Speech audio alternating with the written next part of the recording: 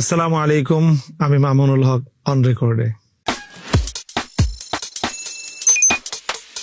আপনার কফি পছন্দ না চা? চা।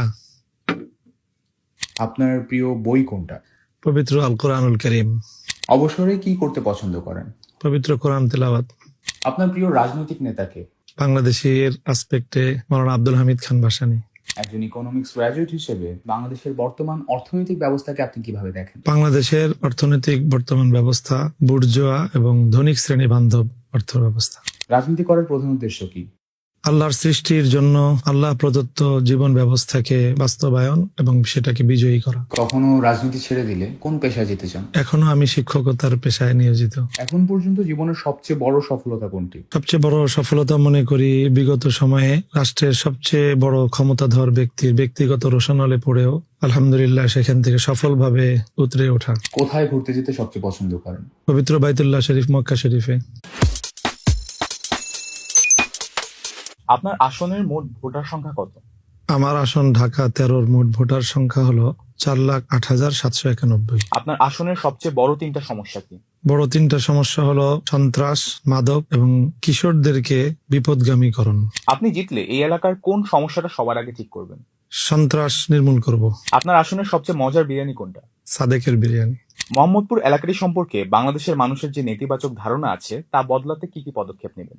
তা বদলাতে 3টি পদক্ষেপ একসাথে নিতে হবে। সন্ত্রাস এবং চাঁদাবাজির বিরুদ্ধে জিরো টলারেন্স, মাদক সাম্রাজ্যের বিরুদ্ধে যুদ্ধ ঘোষণা, কিশোরদেরকে সুপথে আনার জন্য তাদেরকে আদর সোহাগ স্নেহ মমতা দিয়ে আগলে রাখা এবং তাদেরকে বুকে জড়িয়ে নেওয়া। ক্ষমতায় গেলে শরিয়া আইন বাস্তবায়ন করবেন না বলেছেন জামাত আমির। এই ব্যাপারে আপনার অবস্থান কি? বাংলাদেশ জামাতে ইসলামের সম্মানিত আমির ডক্টর শফিকুর রহমান সাহেবের বরাতে যে কথাটি মিডিয়াতে এসেছে, তার কথার যে ভাবার্থ সেটা ছিল যে একটি সিস্টেমের মধ্য দিয়ে বাংলাদেশ চলছে, সেই সিস্টেমের মধ্য দিয়েই নির্বাচন হচ্ছে, সেই পদ্ধতির মধ্য দিয়ে আমরা নির্বাচনে অংশগ্রহণ করছি। তার নেতৃত্বাধীন দল বাংলাদেশ জামাতে ইসলামী সহ আমরা জোটবদ্ধ হয়ে নির্বাচনে অংশগ্রহণ করছি। সেখানে যদি আমাদের জোট বিজয়ী হয় তাহলে আমরা সেখানে স্বাভাবিকভাবেই এই প্রক্রিয়ার মধ্য দিয়ে ক্ষমতায় যাব। তো আমরা যখন একটি প্রক্রিয়ার মধ্য দিয়ে ক্ষমতায় যাব, আমাদেরকে সেই প্রক্রিয়ার প্রতিটি ধাপ অবশ্যই অনুসরণ করতে হবে। তো সেই প্রক্রিয়ার মধ্য দিয়ে যদি আমরা যাই তাহলে সেখানে আমাদেরকে এই প্রক্রিয়াটাকেই তো অনুসরণ করতে হবে। তো চলমান এই প্রক্রিয়াকে আমরা হঠাৎ কলাপস করে দিব, একটা অচল অবস্থা সৃষ্টি করব, বিষয়টি এমন নয় যে আমরা রাতারাতি চলমান সকল ব্যবস্থাকে অকেজো করে দিয়ে আমরা শরিয়া আইন হঠাৎ বাস্তবায়ন করব, ব্যাপারটি এমন ঘটবে না। আমি মনে করি যে জামাত আমিরের বক্তব্যের এটাই ছিল ভাবার্থ। আরেকজন প্রশ্ন করেছেন, জুলাই সনদে 5% নারী প্রার্থী মনোনয়ন দেওয়ার কথা থাকলেও আপনাদের জোট থেকে তা দেওয়া হয়নি। নারী নেতৃত্ব নিয়ে আপনাদের মতামত কি? আমরা জুলাই সনদ সহ সংস্কার প্রস্তাবনায় নারী নেতৃত্ব এবং নারীর প্রার্থিতা বিষয়ে আমাদের সুনির্দিষ্ট প্রস্তাবনা আমরা সেখানে উপস্থাপন করেছি। চলমান ব্যবস্থায় জাতীয় সংসদ সদস্য হিসেবে নারীদের অংশগ্রহণ বা নারীর পোষণ, এটাকে আমরা বিরোধিতা এই মুহূর্তে করিনি, আমরা এটা বিরোধিতা করি না। হ্যাঁ, তবে যেই প্রক্রিয়া অবলম্বন করা হচ্ছে আমরা সেটাকে নারীর জন্য অবমাননাকর মনে করি, অসম্মানজনক মনে করি। আমরা মনে করি যে নারীর জন্য কোন পোর্শন বাধ্যতামূলক করে দেয়া, নারীকে এত % মনোনয়ন দিতে হবে, এই জাতীয় কোন বাধ্যবাধকতার মাধ্যমে নারীর জন্য অবকাশ তৈরি করাটাকে আমরা মনে করি নারীর জন্য সম্মানজনক নয়। নারী তার নিজস্ব দক্ষতায়, তার যোগ্যতায়, তার মেধার বলে, তার নেতৃত্ব গুণে সে নারী পুরুষের সাথে প্রতিযোগিতামূলক ভাবেই তারা রাজনীতিতে আসছে, রাজনীতি করছে, তারা সেখানে অগ্রসর হচ্ছে। বাংলাদেশে দীর্ঘদিন নারী প্রধানমন্ত্রী থেকেছেন, বিরোধী দলীয় নেত্রী থেকেছেন, নারী স্বরাষ্ট্রমন্ত্রী থেকেছেন, নারী সংসদের স্পিকার থেকেছেন। এত কিছু থাকার পরেও সেই দেশে আবার কেন নারীর জন্য কোটা নির্ধারণ করে নারীকে কেনই অবমাননা করা হবে, সেটা আমার বোধগম্য নয়, আমাদের বোধগম্য নয়। আমরা মনে করি নারী তার স্বকীয় যোগ্যতার মাধ্যমেই প্রতিযোগিতামূলক ভাবেই নারী নেতৃত্বে আসতে পারে। আমাদের ইসলামের যে জায়গাটা সেটা হলো রাষ্ট্রের প্রধান দায়িত্বে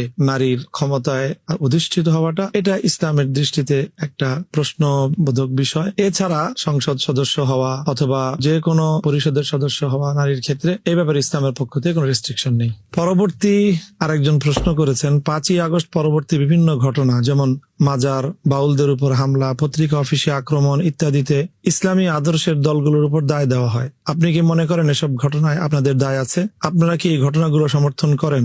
না, কোনোভাবেই আমরা এভাবে আইন নিজের হাতে তুলে নিয়ে বিশৃঙ্খলা সৃষ্টি করা অথবা এই জাতীয় বিষয়গুলোকে নিয়ে কোনো বাদানুবাদ এবং সরাসরি কোনো সংঘাতে জড়িয়ে যাওয়াকে আমরা সমর্থন করি না। আমরা মনে করি দেশে প্রচলিত বিদ্যমান যে সমাজ ব্যবস্থা, যে বিচার ব্যবস্থা, যে রাষ্ট্র কাঠামো, সেখানে থেকে আমাদের শান্তিপ্রিয় প্রতিবাদের সুযোগ আছে, নিজের মতামত তুলে ধরার সুযোগ আছে, এবং যেটাকে আমি আমার মতামতের বিপরীত মনে করি, বিশেষ করে ইসলামিক দৃষ্টিকোণ থেকে যেগুলোকে আমরা সঠিক মনে করি না, সেখানে আমাদের দাওয়ার কার্যক্রম পরিচালনার সুযোগ আছে, বোঝানোর সুযোগ আছে, প্রতিবাদ করার সুযোগ আছে, এবং সেখানে আইনগত পদক্ষেপ নেওয়ার সুযোগ আছে। বাংলাদেশে কেউ ধর্মকে অবমাননা করলে তার বিরুদ্ধে প্রচলিত আইনেও শাস্তিমূলক ব্যবস্থা গ্রহণের সুযোগ রয়েছে, তার বিরুদ্ধে মামলা করার সুযোগ আছে। বাউল এবং মাজারকে কেন্দ্র করে অনেক ঘটনাই এমন রয়েছে যেগুলো বাংলাদেশের প্রচলিত আইনের সরাসরি পরিপন্থী। সেই আইনের সহায়তা নিয়েই আমরা এই বিষয়গুলোকে সুন্দরভাবে সমাধান করতে পারি বলে আমরা মনে করি। কাজে যারা আমাদেরকে এই জন্য দায় দেয়, আসলে আমাদেরকে তারা চেনে না। তারা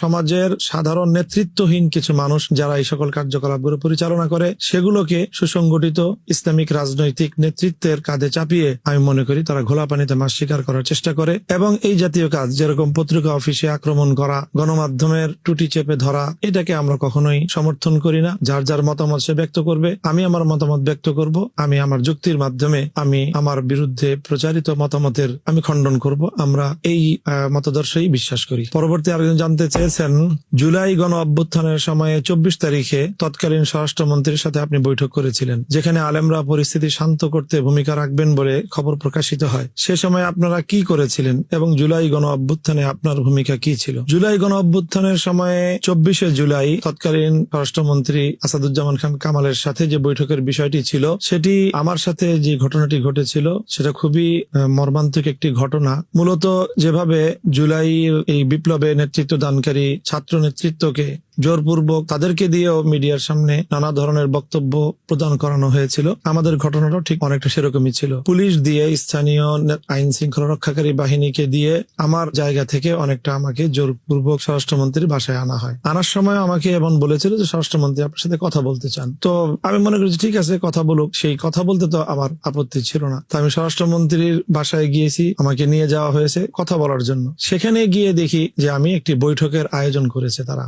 বৈঠকের আয়োজন এবং বৈঠকে উপস্থিত অন্যান্য যে সকল ব্যক্তিবর্গ, তারা অনেকেই চিহ্নিত, বিভিন্ন সময়ে তারা সরকারের আনুকূল্য ভোগী, এই জাতীয় ব্যক্তিবর্গকেই আমি সেখানে দেখতে পাই। দেখেই আমি অস্বীকার করি যে আমি এভাবে স্বরাষ্ট্রমন্ত্রীর সাথে কোনোভাবেই আমি আমার অবস্থানকে জানান দেব না। উনি কিছু বলতে চাইলে বলবেন। তো সেই হিসাবে ওই বৈঠকের কোন ছবিতে আমাকে স্বরাষ্ট্রমন্ত্রীর সাথে কেউ প্রমাণ দেখাতে পারবে না। এমনকি সেখানে বৈঠক হয়েছে, আমার কাছ থেকে কোনো মতামতও তারা পায়নি, এবং আমি তাদের সপক্ষে কোনো কথা বলেছি, কোনো বক্তব্য দিয়েছি, তারও কোনো প্রমাণ নেই।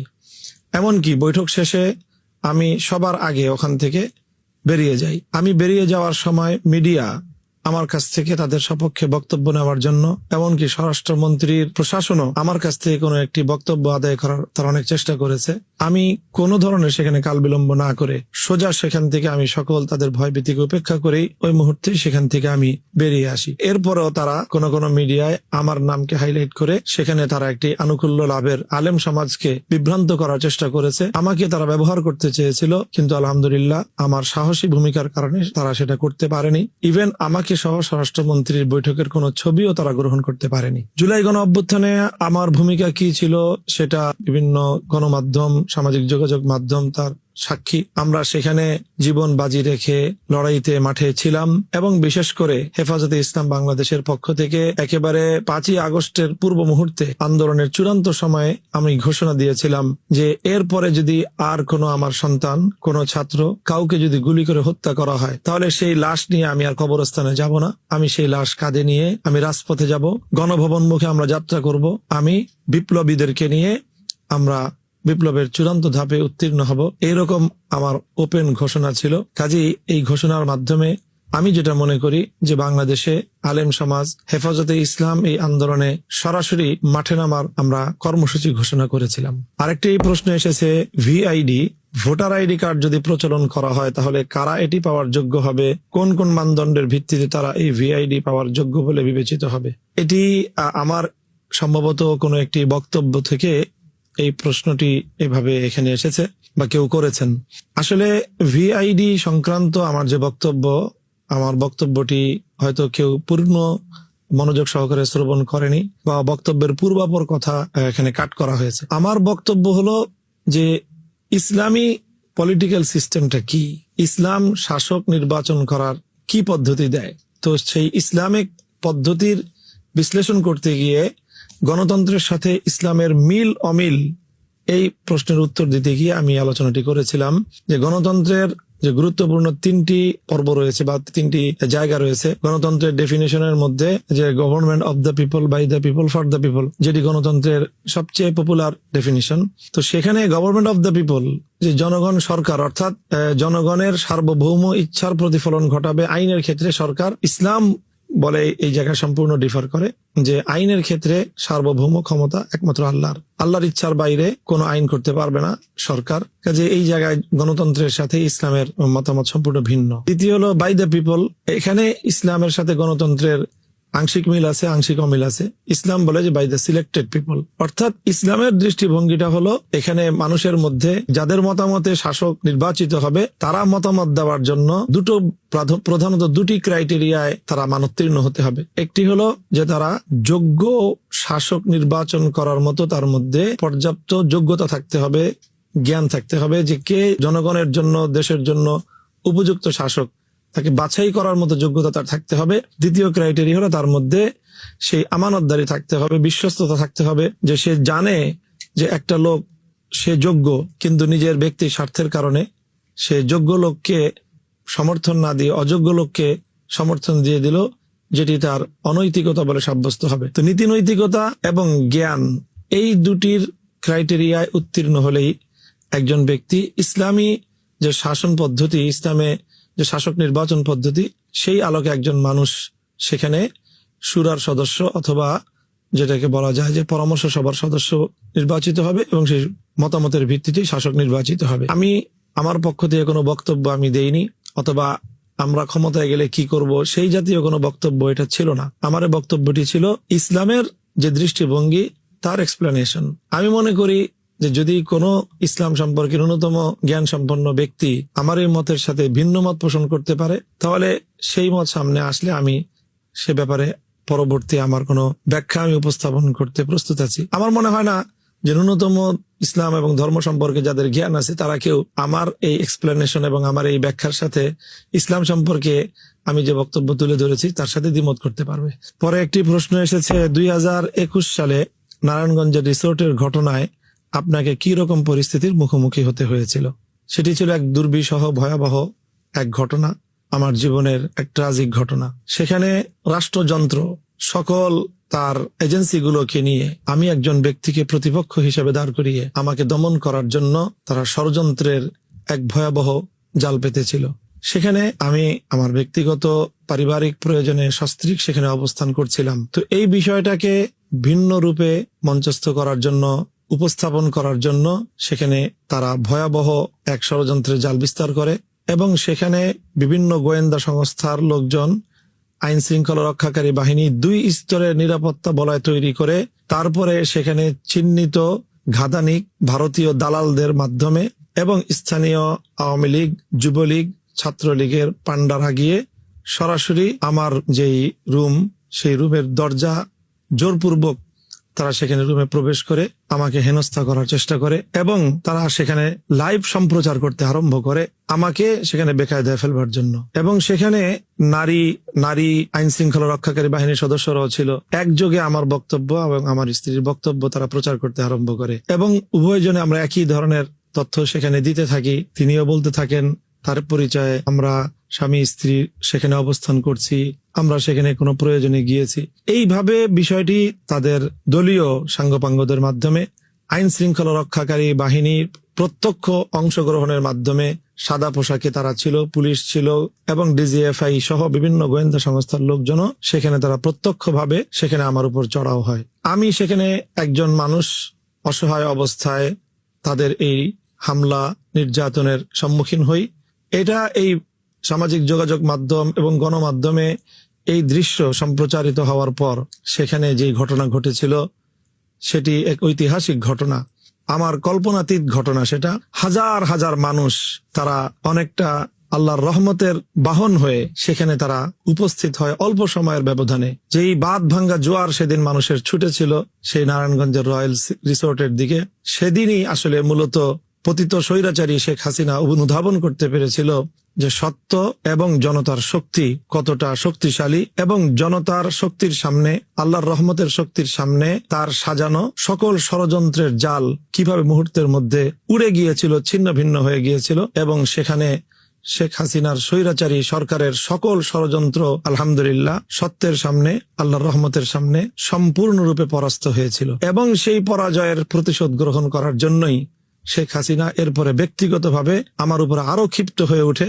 এবং আমাকে দমন করার জন্য তার পরবর্তী সর্বশেষ সে শক্তি আমার উপর প্রয়োগ করে এবং আমাকে নানা রকম মিথ্যা মামলায় অ্যারেস্ট করে 3 বছর পর্যন্ত আমার উপর সীমাহীন জুলুম এবং নির্যাতন পরিচালনা করে আমাকে তার সামনে মাথা নত করতে বাধ্য করার চেষ্টা করে। আল্লাহর মেহেরবানিতে শেষ পর্যন্ত আমি মাথা উঁচু করেই কারাগার থেকে বেরিয়েছি। যেমনটি হযরত ইউসুফ আলাইহিস সালাতু ওয়াস সালামের বিরুদ্ধে তৎকালীন সময়ে ষড়যন্ত্রকারীরা ষড়যন্ত্র করে তারা ব্যর্থ হয়েছিল, বর্তমান সময়ের নব্য ফেরাউনও আমার বিরুদ্ধে ষড়যন্ত্র করতে গিয়ে ব্যর্থ হয়েছে। আল্লাহ আমাকে সম্মানিত করেছেন এবং আমি মনে করি বাংলাদেশের মানুষের হৃদয়ে আমার জন্য আল্লাহ পাক ভালোবাসা এবং সম্মানের এক অনন্য উচ্চ আসন আল্লাহ আমাকে দান করেছেন, যেটা আমি আজকে বাংলাদেশের প্রান্তে প্রান্তে মানুষের অভিব্যক্তি থেকেই সেটা আমি অনুভব করি। আমি আল্লাহর কাছে এর জন্য শুকরিয়া আদায় করছি। আরেকটি প্রশ্ন এসেছে, ক্ষমতায় আসলে আপনারা কি নারীদের পর্দা করতে বাধ্য করবেন? এই কথা তো আমরা আগেই বলেছি যে নারীকে পর্দা করতে বাধ্য করাটা এটা ইসলামী রাষ্ট্রীয় কোনো বিষয় নয়। নারীর পর্দা এটা ইসলাম ধর্মের একটা বিধান সংক্রান্ত একটি আইন। এক্ষেত্রে নারীকে পর্দায় রাখা এবং নারীর পর্দায় থাকা এটি যেরকম নারীর জন্য, মুসলিম নারীর জন্য জরুরি, ঠিক তদ্রুপ মুসলিম নারীর যারা অভিভাবক অভিভাবিকা তাদের জন্য কর্তব্য।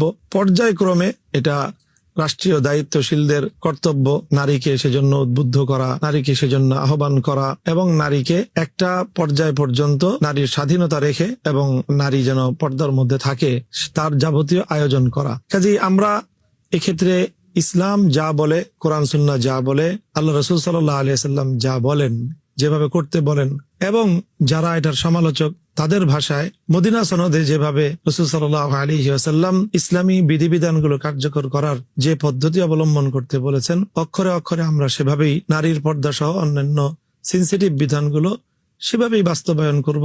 আমরা কোনোভাবেই নারীর উপর কোনো বিধান চাপিয়ে দেওয়ার মতো, এই মুহূর্তে কোনো বিধান হঠাৎ করে চাপিয়ে দেওয়ার মতো কোনো পদক্ষেপ আমরা গ্রহণ করব না। নারী তার স্বাধীনভাবেই চলাচল করবে, ইসলামী বিধান মোতাবেক নারী জীবনযাপন করবে এবং নারীকে পর্দা করতে উদ্বুদ্ধ করা হবে। আরেকটি প্রশ্ন এসেছে, আপনার আসনে বিএনপির প্রার্থী ববি হাজ্জাজের মতে এই নির্বাচনে তার বিরোধী পক্ষ একটি উগ্রপন্থী পক্ষ। এখানে ঢাকা 13 আসনে বিএনপির পক্ষ থেকে মনোনয়নপ্রাপ্ত জনাব ববি হাজ্জাজ ভাই, তিনি স্পষ্টতই আমার দল ও আমার অ্যালায়েন্সকে লক্ষ্য করেই এমন একটি ভিত্তিহীন আপত্তিকর অভিযোগ তিনি উত্থাপন করেছেন। কিন্তু তিনি এই অভিযোগটি উত্থাপন করার সময় ভুলেই গিয়েছেন যে এই অভিযোগ উত্থাপন করলে নিজের পায়েই কুঠারাঘাত করা হবে। যে ডালে বসে তিনি আজকে রাজনীতি করতে চাচ্ছেন অথবা তিনি এমপি হওয়ার চিন্তা করছেন, তিনি সেই ডালটিতেই কুঠারাঘাত করছেন। বিএনপির সাথে আমাদের সম্পর্কটা কি? বিএনপির সাথে আমাদের জোটের অন্যান্য দলের সম্পর্কটা কি? বাংলাদেশ খেলাফত মজলিস এবং ইসলামী ঐক্য জোট, আমার বাবার নেতৃত্বে আমরা বিএনপির সাথে জোট করেছি এবং বিএনপি এই নির্বাচনেও আমার সাথে, আমাকে তাদের সাথে নির্বাচনে অ্যালায়েন্স করার জন্য তাদের পক্ষ থেকে আমার প্রতি প্রস্তাবনা ছিল এবং আমিও তার প্রতি যথেষ্ট সম্মান আমার ছিল, আগ্রহ আমার ছিল। বিভিন্ন কারণে আমরা সেটা শেষ পর্যন্ত গ্রহণ করতে পারিনি। আমাদের বাংলা ভাষায় একটা কথা বলে, আঙ্গুর ফল টক, অর্থাৎ কোন একটা জিনিস না পেলে তখন তার বিরুদ্ধে নিজে অর্জন করতে না পারলে একটা মিথ্যা কোনো অপবাদ দিয়ে নিজে মিথ্যা সান্ত্বনা গ্রহণ করার একটি দুর্বল মানসিকতা বলে আমি মনে করি। আমি যদি উগ্রপন্থী হই বা আমরা যদি উগ্রপন্থী হই তাহলে বিএনপির সাথে এখনো আমাদের যে রাজনৈতিক সম্পর্ক সেটা এখনো ববি হাজ্জাজের হয়ে ওঠেনি। আমি সর্বশেষ 5ই আগস্টের পরের দিন বেগম জিয়ার সাথে দীর্ঘ আমার যে গভীর আলোচনা হয়েছে, আমি জানি না ববি হাজ্জাজ তার জীবনে বেগম জিয়ার সাথে তার এমন কোন স্মৃতি আছে কিনা। বেগম জিয়া যেদিন মারা গেলেন, যেদিন তার জানাজা হলো, তার কফিন বহন করার মতো যেই 2-4 জন মানুষ সেখানে ছিল, আমি সেখানে একজন ছিলাম। আমরা নির্বাচনের প্রয়োজনে, রাজনীতির প্রয়োজনে ভিন্ন জায়গাটায় আছি, কিন্তু আমাদের এই জাতীয় যেই ট্যাগিং এর রাজনীতি, এটা তো বাংলাদেশে ব্যর্থ হয়েছে। ওনারা এটা ভুলে গিয়েছেন। ইসলাম পন্থাকে সম্পূর্ণ আমাদের দেশের আইনসম্মত স্বাভাবিক প্রক্রিয়ার মধ্য দিয়ে, জনসম্পৃক্ত কর্মসূচির মধ্য দিয়ে ইসলামকে আমরা রাষ্ট্রীয় ব্যবস্থায় এবং রাষ্ট্রীয় পর্যায়ে প্রতিষ্ঠিত করবার প্রক্রিয়ার মধ্যে রয়েছে। এখন কারো কাছে যদি ইসলামটাই উগ্রপন্থা হয়ে থাকে, ববি হাজ্জাজ বলতে পারেন যে ইসলাম উগ্রপন্থা, তাহলে পরিষ্কার হয়ে যাবে ওনার অবস্থানটা ইসলাম সম্পর্কে। আমরা ইসলাম যেভাবে বলে সেভাবে প্রতিষ্ঠা করতে চাই, এটাই হলো আমার পন্থা। কাজে আমি মনে করি যে ওনার এই বক্তব্যটা আপত্তিকর। বাংলাদেশে বর্তমানে এবং আগামীর বাংলাদেশের রাজনীতির জন্য এই ধরনের ট্যাগিং, এটা খুবই ভয়াবহ প্রবণতা এবং সেই আবার বিগত ফ্যাসিবাদী আমলের চরিত্রের বহিঃপ্রকাশ বলে আমি এটাকে মনে করি। এটা অবশ্যই আত্মঘাতী একটা বক্তব্য এবং আত্মঘাতী একটা চিন্তা, এবং তিনি চিন্তা করুক আর না করুক, এখানে আমি মনে করি যে আমরা 11 দলীয় নির্বাচনী ঐক্য গঠন করেছি। বাংলাদেশের মানুষের তার প্রতি যে আগ্রহ, আমি আশাবাদী দৃঢ়ভাবে যে যদি নির্বাচনকে কোনোভাবেই প্রভাবিত না করতে পারে, নির্বাচনী ইঞ্জিনিয়ারিং যদি করা সম্ভব না হয়, তাহলে ইনশাল্লাহ আমরা মেজরিটি পেয়ে আমরা সরকার গঠন করব। হ্যাঁ, সেক্ষেত্রে তারা শক্তিশালী বিরোধী দল হতে পারেন, এই প্রত্যাশা আমি রাখি। দেশের বিরুদ্ধে আত্মঘাতী এই ধরনের মন্তব্য থেকে প্রত্যেক রাজনৈতিক ব্যক্তি এবং দলের এটা সতর্ক থাকা চাই। উনি যা করেছেন সেটা বাংলাদেশ বিরোধী মন্তব্য, দেশের বিরুদ্ধে আত্মঘাতী একটি মন্তব্য।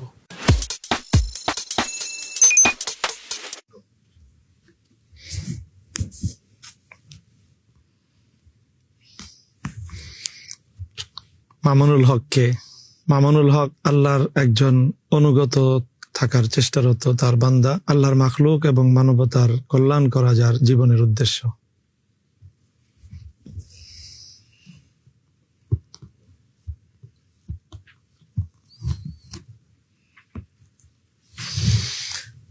মামুনুল হকের রাজনৈতিক দল বাংলাদেশ খিলাফত মজলিস। মামুনুল হকের বাবাকে, মামুনুল হকের বাবা পাক ভারত উপমহাদেশের অন্যতম শ্রেষ্ঠ হাদিস বিশারদ, বাংলা ভাষায় সর্বপ্রথম সহিহ বুখারী শরীফের ভাষ্যকার শাইখুল হাদিস আল্লামা আজিজুল হক রহমতুল্লাহি আলাইহি।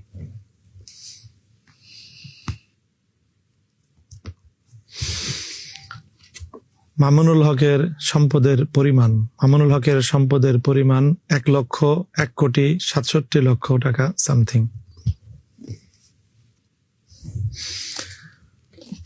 মামুনুল হকের আফগানিস্তান সফর সম্পর্কে, মামুনুল হক শুধু শোনা কথায় বিশ্বাস করতে চায় না, মামুনুল হক নিজে স্বচক্ষে দেখেই বিশ্বাস করতে চায়। তাই একটি যুদ্ধ বিধ্বস্ত, 40 বছর ধরে নিপীড়িত, অসংখ্য শহীদের রক্ত বিধৌত আফগানিস্তানে নতুন শাসক গোষ্ঠী কতটা তারা ভালো করতে পারছে, তাদের সমালোচনা কতটা বাস্তবসম্মত, বিষয়গুলো স্বচক্ষে নিরপেক্ষ দৃষ্টিতে দেখার উদ্দেশ্যেই মামুনুল হকের আফগানিস্তান সফর।